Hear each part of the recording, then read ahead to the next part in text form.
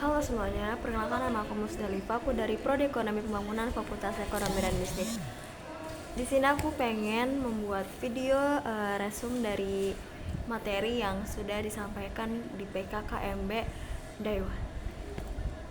Materi yang pertama itu ada toxic relationship, yaitu dimana kamu merasa takut atau tertekan dalam hubungan tersebut.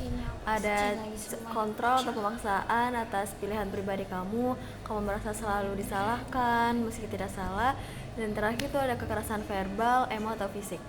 Apa aja sih dampak dari kita kalau kita itu masuk ke dalam toxic relationship? Yang pertama itu kita akan kehilangan fokus kuliah, kesehatan mental terganggu, menarik diri dari lingkungan sosial, dan yang terakhir itu kita merasa tidak berharga.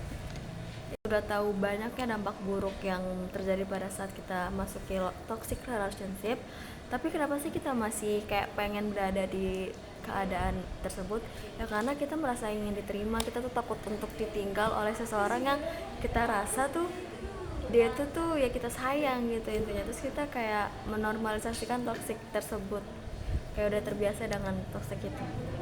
Cara mencegahnya pada saat kita sudah masuk ke dalam hubungan toxic relationship, yang pertama itu kita harus pendidikan relasi setara.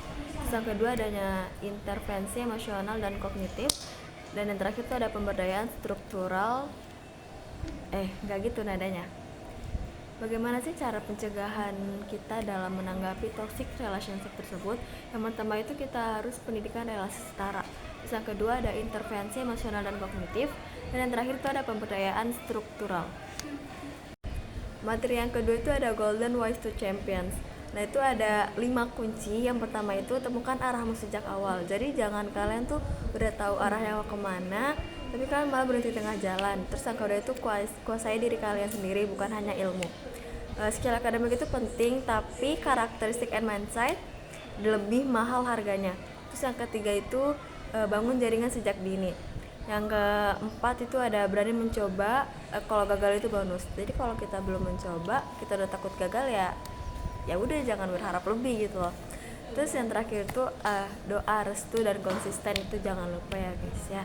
Karena tanpa doa, restu ya kita tidak bisa, mungkin tanpa konsisten juga kita tidak bisa. Kita harus berpikir kritis, percaya diri, berani, positive thinking, open minded, memperluas perspektif, memperkaya kosakata dan kemampuan komunikasi. Terus pengetahuan tanpa tindakan hanya akan menjadi potensi kekuatan.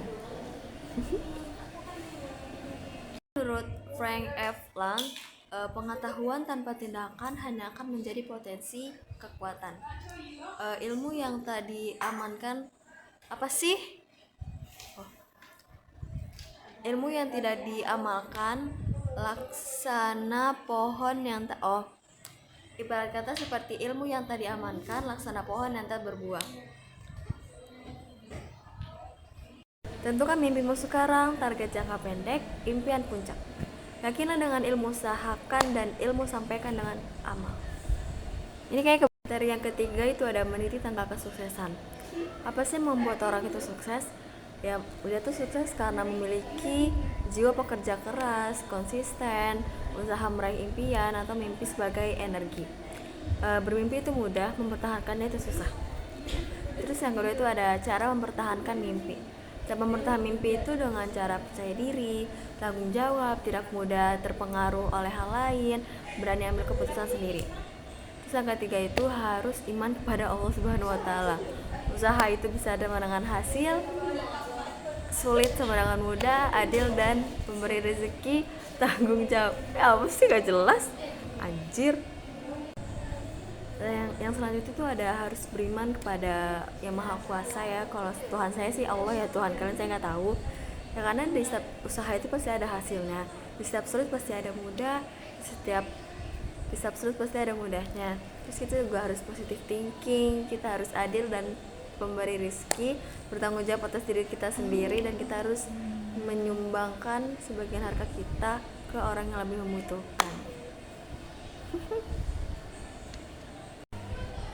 Sekian video dari saya, terima kasih dan sampai jumpa. Saya